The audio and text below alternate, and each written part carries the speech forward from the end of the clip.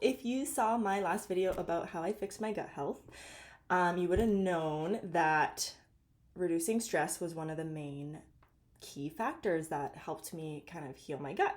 And so I got some follow-up comments being like, oh, well, what did you do to reduce stress?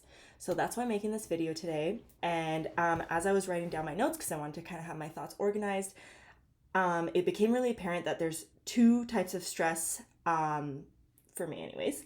And so one of them is physiological, so just your body and actual symptoms of things happening within, and then mental stress, and that's like our thoughts and how we perceive our environment. And so I was struggling with both, and I'm going to explain kind of what I did to address each one and how it affected me in a positive way. So for physiological stress, I was low mood. I literally felt anxious, like I had heart palpitations a lot. And I just felt like something was actually really off in my body. And I'm pretty intuitive, so I was like, okay, there's something clearly wrong. And now looking back, like there's so many factors that made it like apparent. Of course, it was like being stressed and burnt out and all these things, but at the time, like I didn't really click it together. So my first thought was, okay, well, I'm gonna go to the doctor and I'm gonna get blood work done because something is literally off. So lo and behold, my iron was really low, specifically ferritin, which is your iron stores. And this can negatively impact the body in the way that if you have low ferritin, your body may not be carrying oxygen into your blood and your muscles effectively. And when they're really low, it literally can cause anxiety because your heart like is working too hard to get oxygen into your tissues. So that made sense to me because I was feeling that and I was super tired and just super, low energy, low libido. Like I just wasn't feeling like myself. And so that explained a lot. So I was like, perfect, I'm going to take an iron supplement. So I started doing that. That helped a little bit, but it wasn't everything. I still felt shitty.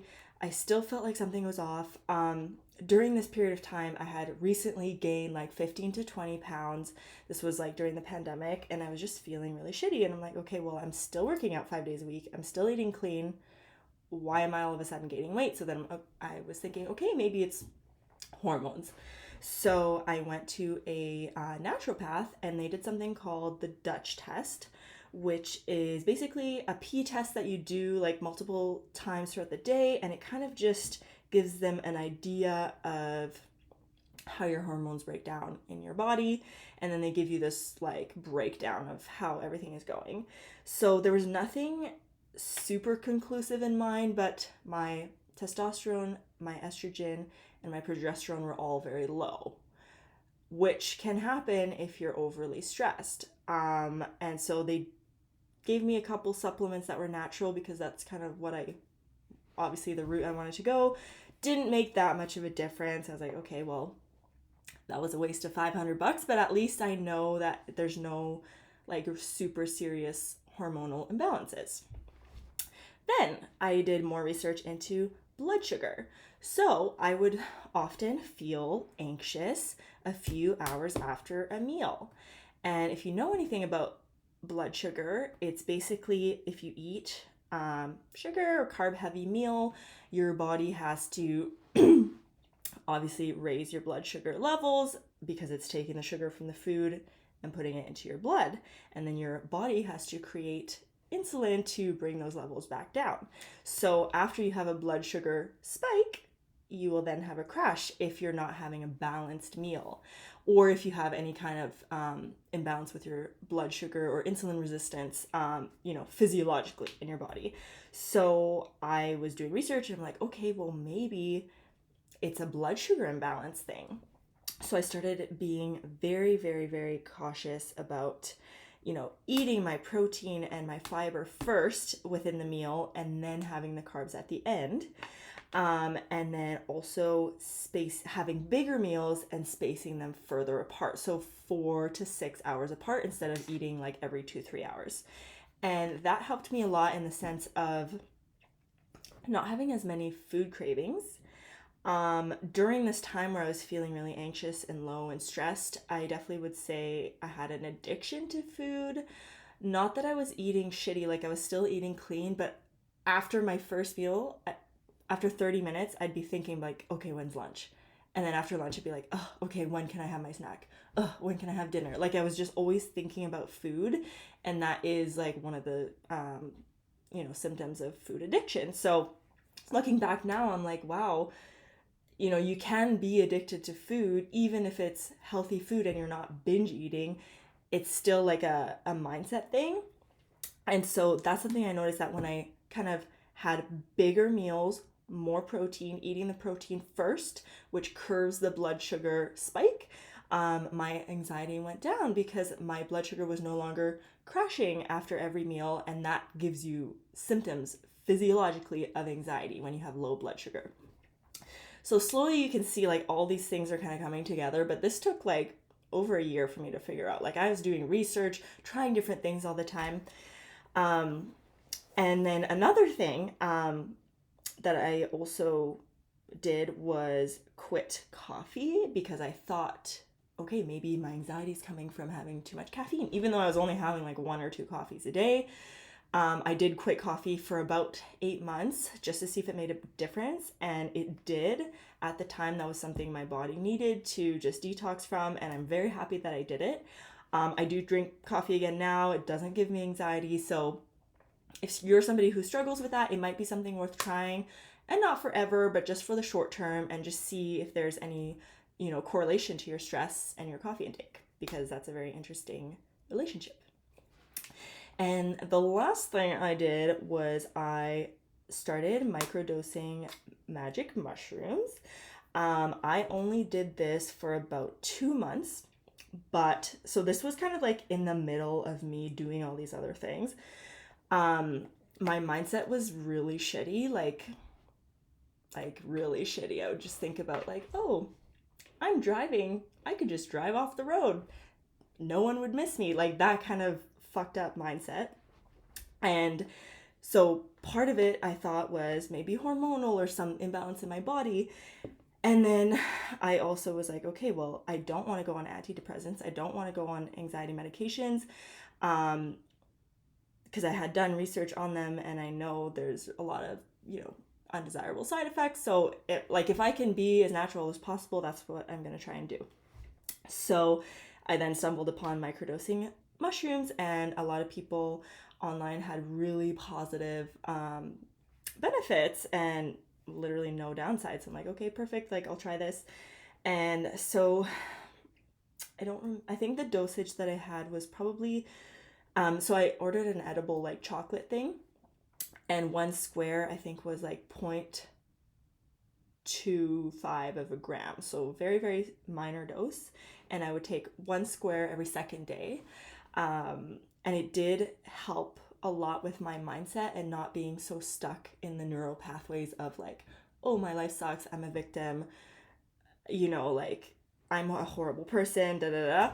It helps in a physiological way that it literally helps rewire the neural pathways, and it just allows your brain to think a new thought instead of being stuck in like the bad thoughts all the time. So that was super helpful for me. Yeah, only did it for a couple months. I noticed improvements right away, and as soon as I felt like good, I stopped doing it, because obviously it's not addicting and you don't need to do it forever. It just helps like get you past, like, let's say a mental plateau. So that one would fit under physiological and mental, but because it does physiologically alter your brain, I'm putting it under the physiological column. So those were all the things I did to regulate my physical body. But with stress, as we know, there's also a mental component, and that's a really big one. So the first thing that I did differently was go to counseling. For the longest time, I thought I was above that, like, oh, I'm good, I can do it on my own, because I've always been like the independent boss bitch kind of vibe. And I realized, okay, well, that's not serving me anymore. Clearly I need help. Like I'm not okay. So that was a big thing for me to be like, okay, I actually do need to hire someone to help me. Um, and I did, and I went for a few sessions, and it really helped me. So if you're somebody who's like maybe on the fence about going to counseling, I 1,000% recommend it. Yes, it's expensive, but your mental well-being is 100% worth it. And like, I don't have benefits, and I didn't want to go, so I was like, oh, I don't want to like spend $200 a session. But you know what? There are ways that you can find somebody, like maybe students practicing or whatever. And if you really are truly, invested in fixing yourself and helping yourself, like you will make that commitment, because it will, like, the return on investment is so high. And if you're on the fence, like just do it, just go for one session and you'll see what I'm talking about. You'll feel so much better. Another big one was boundaries. And so, if any of you are into astrology, I'm a Pisces. And if you know anything about Pisces, we just give and give and give and give. And not even that sign, like literally just women in general. We love to give and bend over backwards for people who wouldn't do the same for us. And yeah, it's a common theme, but especially me, I'm just like people pleasing. I'll do anything to make sure that you're happy. And it, although it is a good quality, like it can be toxic, because then you can't pour from an empty cup, basically. And that was wearing me down. I was working way too much. I wasn't saying no. Like, new clients would sign up, I'd be like, yep, I could take you. I'll make anything work. I'll work outside of my hours that I said I would work. Like, I'll do anything because I want you to succeed, which is great, but it's not sustainable. Like, I could do that for 6 months, working 10 hours a day, but it's not worth it, because then you burn out and you feel like trash. Which happened to me. So one of the big things I did was I took a month off, traveled to Costa Rica. So this was last July, which feels like ages ago, because I feel like I've grown and changed so much since then. But yeah, it was literally like not even a year ago. And I took an entire month off, which I didn't think I could do, because I literally had so many clients relying on me, and but I had to. So we did it. And then that gave me a lot of time to reflect and really assess, like, how do I want the rest of my year to go? And that was around the time that I actually started my weight loss journey. I recently lost like 25 pounds, and that was right after Costa Rica, because that trip gave me a lot of insight.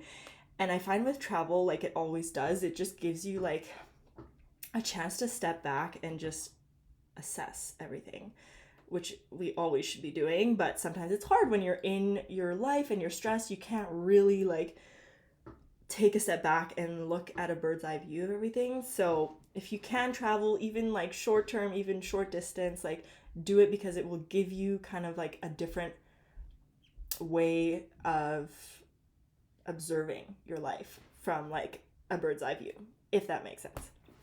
But if you travel, because you've probably had that experience. So yeah, boundaries was a huge thing that I worked on. Like, as soon as I came back, I was like, okay, I'm only going to be working like 4 days a week. These are my hours, and I'm going to carve out a time every single day that I can work out, because when I was taking too many clients, I was not prioritizing my workouts. So some weeks I would only work out twice or once, because I was just so busy. And that's not, like, I need to work out often for my mental health. Like, it brings me joy. It's one of my passions. Like, I have to do it. And if I put myself on the back burner or I prioritize other things, it won't happen. So I was like, okay, I'm going to schedule a time, just how I schedule each client in my day. I'm scheduling my workout as well, and that's a non-negotiable. Other boundaries I set were just just in general, like how I want people to treat me, how I'm showing up, being very selective with my time and the things I say yes to.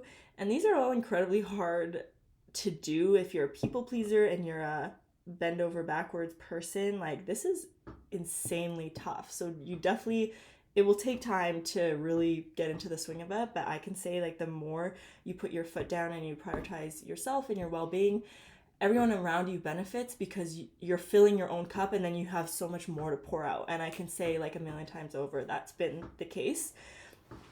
So yeah, really strong boundaries, putting myself first. Meditation, this was always something that I've done since I was like 17, but really focusing on meditation. When I was at my worst, I poured all my time. I would meditate in the bath. So I would put a guided meditation on YouTube, draw my bath, turn the lights off in the bathroom, and just make like a DIY sensory deprivation tank at home. But it's so relaxing, and like being in the warmth of the water is just like super cathartic in my opinion. So I would do that every day. Like I literally needed to. And it helped a lot. Like it really helped center me. It helped like calm my nervous system. Like, so definitely making time for meditation, prayer, or anything, that brings you into the present moment. Highly recommend for stress reduction. Another great thing that I kind of stumbled upon was kind of nurturing my divine feminine a little bit more. You may have seen this term floating around on TikTok or whatever. But like I mentioned earlier, I've always been kind of like a boss babe, hustle, like make money, grow my business, which is great. But as I came home from Costa Rica, I realized like I don't actually have to hustle this hard all the time. Like, what's the point of making a lot of money if you want to kill yourself? There's literally no point. That's not the point of life, And so if you're in that position where you're overworking yourself and you're so burnt out and stressed from your job, like there are probably ways that you can scale back and step down. And even if it means reducing your expenses, selling your car, and like there's so many ways that you can try and make it work for yourself. You are not stuck in your 9 to 5. You're not bound to anything. That is a mental construct that we put on ourselves for whatever reason. But there's always another way. And if you just think hard enough, you can find another way to live your life, and it can be better. And so, yeah, I scaled back my hours at work. I made sure to prioritize myself. Another thing about divine feminine, like you don't have to, but I like doing it and I practice that, was just putting a little bit more effort into your physical appearance. When I was at my worst, I was showering maybe once every 4 days, and I had really bad acne because for work I would wear a hat and I would just get acne all around there because I wasn't like showering, which is so disgusting. But when you're depressed, like like, or if you've been depressed, you can relate. Like it's every little thing is just like a huge insurmountable like task that you can't possibly do. And so I was like, okay, well, it's either shower or work. So I'm going to work because I want to make money, which is so dumb. Like it's the dumbest thing ever, but hopefully you can relate if you've been in that spot. Yeah, so so I'm showering every day, sometimes twice a day now. Making sure I wear at least mascara just to have a little something. I don't love wearing like too much makeup, but yeah, definitely mascara makes me feel like a little bit more girly. I've been doing my nails for like the past 6 to 8 months, which I used to never do.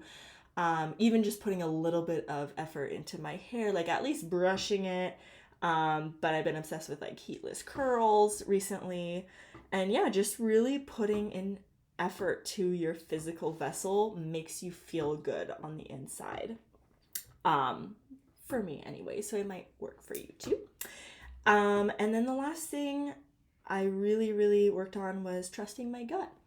And that can be such a broad topic, but I think a lot of times internally we know what we need to be happy or to reduce our stress, but we kind of fight it and we just like escape the truth of what we know in our gut. And I think I knew for a long time, like I was not happy. I was not living aligned with my highest self, like I logically thought I was, but in my gut, I knew I wasn't. And I was just not really willing to accept that I was making like not the best choices. And when you, just sit down and really journal if you have to. Do like free writing or whatever it's called. Like I did that too. Things come out, and your deepest, truest self is always right. And if you just give yourself enough space and quiet to like have that come forward, typically you're gonna get really, really good results if you listen to what your inner self has to say, or your higher self has to say. So another big one is trust your gut. So hopefully, out of all these little tidbits, what can come of it for you is going to be just a reduction in stress. And so whatever it is that you have to do, if it's physiological, blood work and testing, maybe there is something internally that's giving your body an anxious reaction, or maybe it's mental. Maybe there's trauma that you need to address from childhood that you've been like kind of ignoring your whole life, and it's finally rearing its ugly head. Like there's so many possible things that could be the root of your stress, but the main thing is finding what the root is and then pulling it from the root, because that's how you will be stress-free going forward. So I hope this helps. If you have any further questions, please comment. And I just hope you have a great day. Bye.